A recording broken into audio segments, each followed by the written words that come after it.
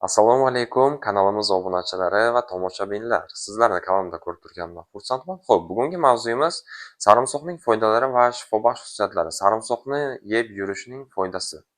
Yeb yursa nima foyda beradi bizga? Mana shu haqida bugun to'liq ma'lumot berib o'taman.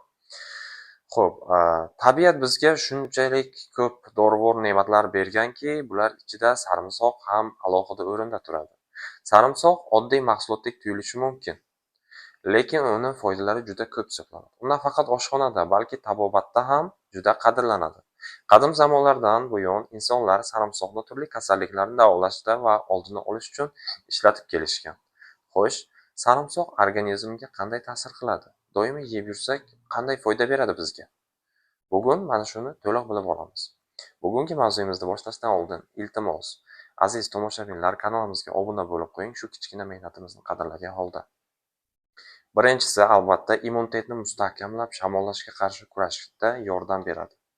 Sarimsoq tabiiy antibiotik sanaladi.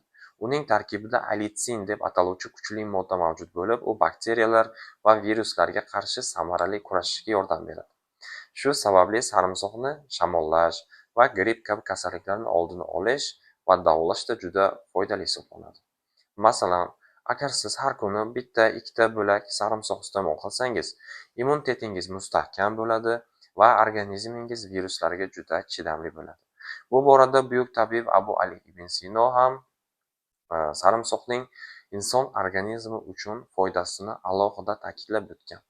U o'zining mashhur tib qonunlar asarida sarimsoq tanani zararli moddalar va zaharlardan tozalovchi, kasalliklarni haydovchi va immunitetni mustahkamlovchi mahsulot sifatida tavsiya qilib ketgan. Ibn Sinoning fikricha, muntazam ravishda sarimsoqni iste'mol qilish nafaqat shamollashni oladi, balki inson tanasini har xil zararli bakteriyalar, viruslardan tozalaydi. Ikkinchisi, yurak va qon tomirlarini himoya qiladi. Sarimsoq qon bosimini tushirishga va yurak-qon tomir tizimini mustahkamlashga juda yordam beradi. Juda yaxshi yordam beradi. Tadqiqotlarga ko'ra, muntazam ravishda sarimsoq iste'mol qiladigan odamlarning yurak xastaligiga chalinish ehtimoli ancha past hisoblanadi.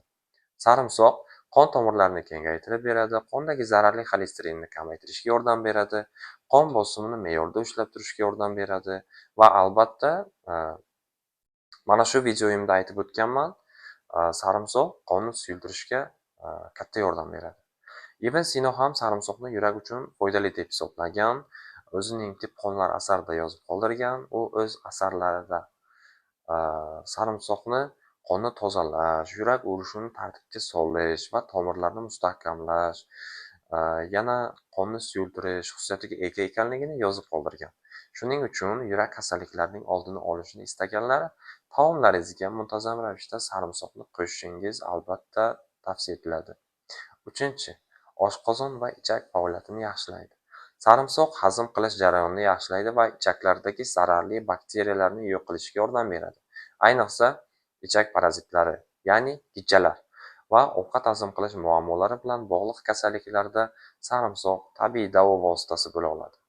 Masalan, agar oshqozoningiz og'risa yoki ovqat hazm qilish sustlashgan bo'lsa, biror muammo bo'lsa, ertalab och qoringa bitta sarimsoq bo'lagini iste'mol qilib, ustidan bitta stakan suv ichish juda katta foyda beradi. Ibn Sino ham oshqozon va ichaklarda faoliyatida yaxshilash uchun sarimsoqni foydalanishni maslahat bergan. U sarimsoqni ichaklardagi parazitlarni yo'q qiluvchi kuchli vosita deb atagan va oshqozon buzilishi bilan bog'liq muammolarni hal qilishga ishlatgan. To'rtinchisi, qandli diabetga foydalari. Sarimsoq qondagi qand miqdori tartibga solishga yordam beradi. Bu insulin sezuvchanligini oshirib, diabet kasalligiga chalingan insonlar uchun foydali bo'lishi mumkin. Diabetdan aziyat chekayotgan odamlar taomlariga muntazam ravishda sarimsoqni qo'shsa, qon shakar darajasi barqarorlashadi va umumiy holat yaxshilanadi. Beshinchisi, saraton kasalligida himoya qilish xususiyati. Tadqiqotlar shuni ko'rsatyaptiki, sarimsoq tarkibidagi kuchli antioksidantlar hujayralarning yangilanishini rag'batlantirib beradi. Saraton kasalliklarini oldini olishga yordam beradi, ya'ni rak. Ayniqsa, oshqozon, ichak, o'pka saraton xavfini juda kamaytirib berishga yordam beradi. Qadimgi tabobat ilmida, jumladan, Ibn Sino asarlarida, Abu Rayhon Beruniy asarlarida ham sarimsoq tanadagi yomon hujayralarning rivojlanishini sekinlashtirishi haqida ma'lumotlar keltirib o'tgan. U sarimsoqni organizmning yoshartiruvchi va kasalliklarni oldini oluvchi tabiiy vosita deb hisoblagan. Xulosa qilib aytganda shuki, ko'rib turganingizdek, sarimsoq shunchaki oshxona mahsuloti emas, balki kuchli shifobaxsh vosita. U immunitetni mustahkamlab, yurak va oshqozon uchun juda foydali. Qondagi qand miqdorini ham me'yorlashtirishga yordam beradi. Hatto saraton, ya'ni rak xavfini kamaytirishga qodir.